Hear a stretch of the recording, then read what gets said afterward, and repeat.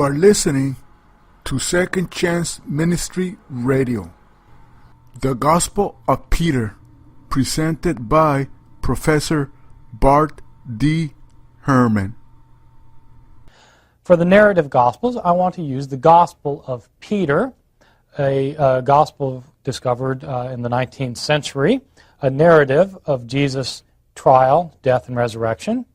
And for the Sayings Gospel, I want to use the Gospel of Thomas, discovered in the 1940s, a Gospel that contains 114 sayings of Jesus.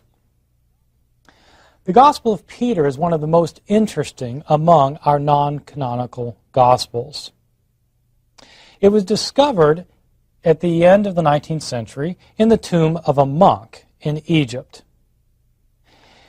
Even though this Gospel, unlike the anonymous Gospels of the New Testament, claims to have been written by Jesus' own disciple, Peter, Simon Peter, it's almost certainly a forgery, written sometime during the 2nd century.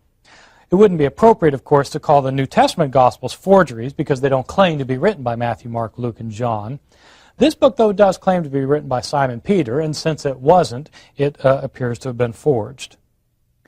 Before the discovery of this book, we had actually known about it from other authors of the early church, who sometimes mention it and condemn its teachings as heretical. In particular, we know about the book from the writings of the 4th century church father known as Eusebius. Eusebius is sometimes called the father of church history.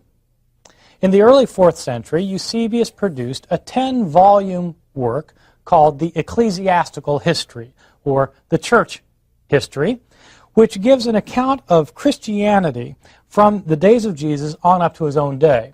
This is an extremely valuable piece of information because it covers the first 3 centuries of Christianity in narrative form, and Eusebius had some very good sources of information, so that scholars interested in these early centuries of Christianity typically turn to Eusebius as the primary source.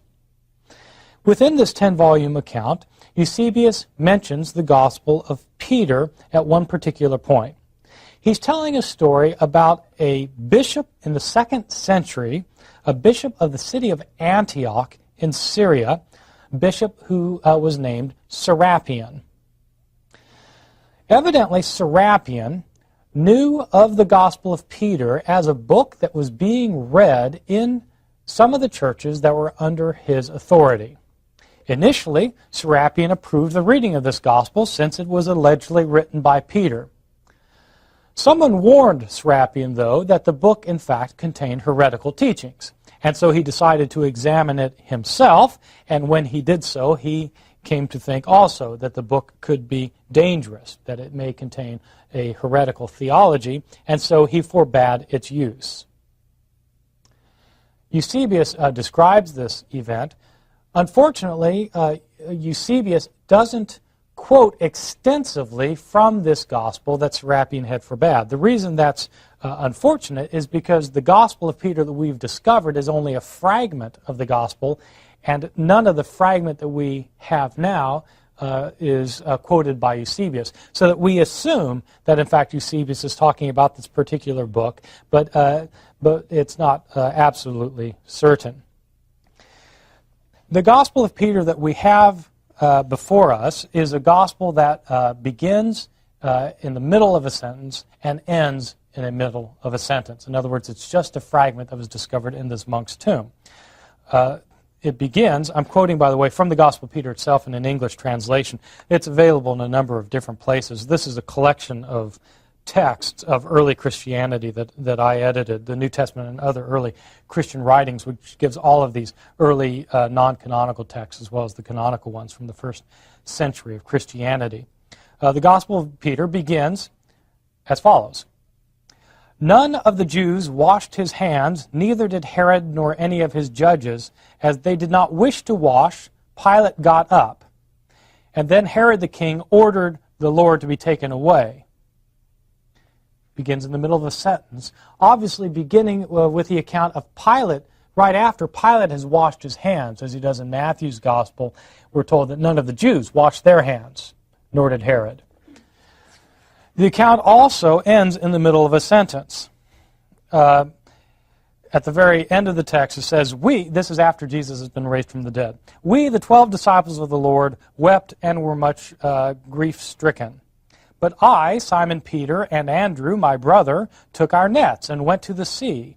And with us was Levi, the son of Alphaeus, whom the Lord... There it ends.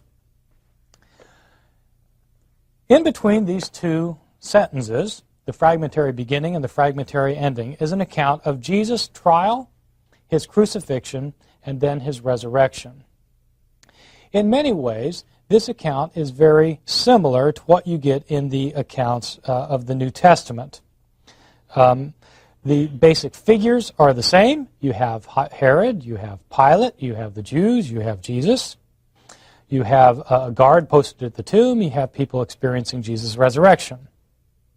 What is particularly striking about this account, though, are the things that are found in this account that are not found in the New Testament.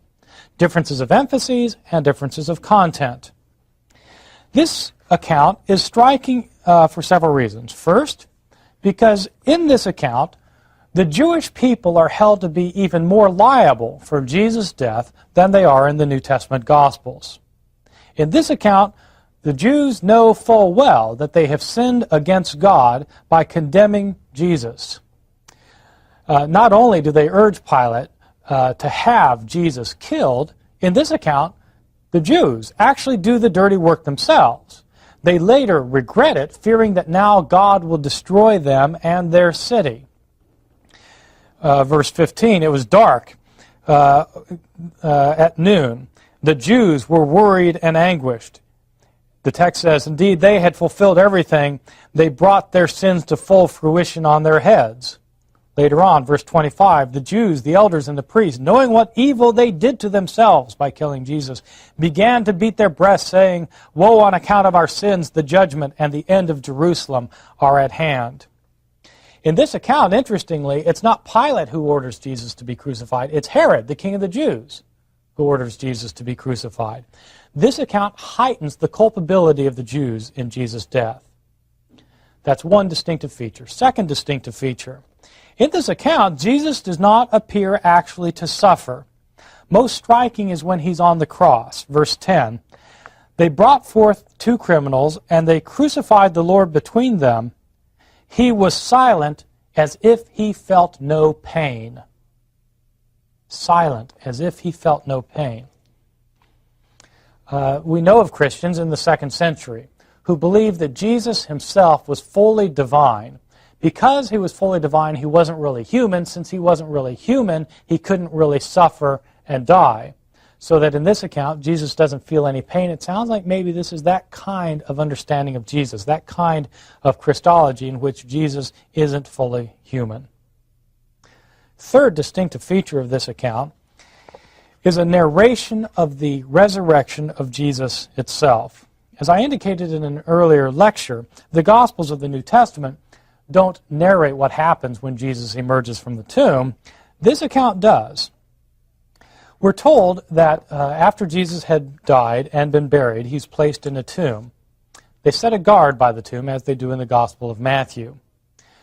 While the guard is watching, two beings descend from heaven. They're called two young men, descend from heaven. The stone in front of the tomb rolls away by itself, automatically. The two figures then enter into the tomb and then emerge from the tomb, supporting a third figure. The two youths have their heads reach up to heaven. The third figure they're supporting, obviously Jesus, his head reaches up above the heavens. Behind them then emerges a cross. A voice comes from heaven saying, have you preached to those who are sleeping? And obediently, a voice was heard from the cross, yes. This is a remarkable account of Jesus' resurrection itself. These striking features of the Gospel of Peter make it appear that the book was written sometime during the 2nd century. During the 2nd century, Christians had begun to hold Jews completely accountable for Jesus' death. During the 2nd century, there were Christians who were maintaining that Jesus, as fully divine, could not have suffered. During the 2nd century, legendary details surrounding the resurrection had started to circulate.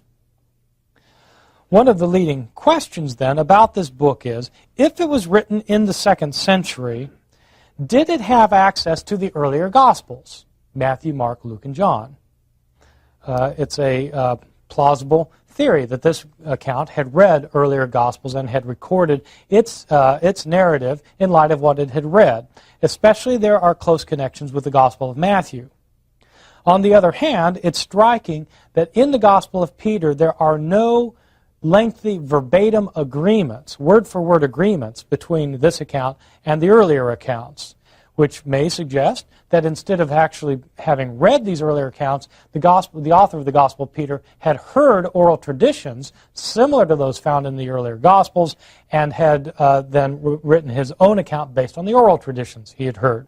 Scholars debate whether the Gospel of Peter was independent of the other Gospels or not.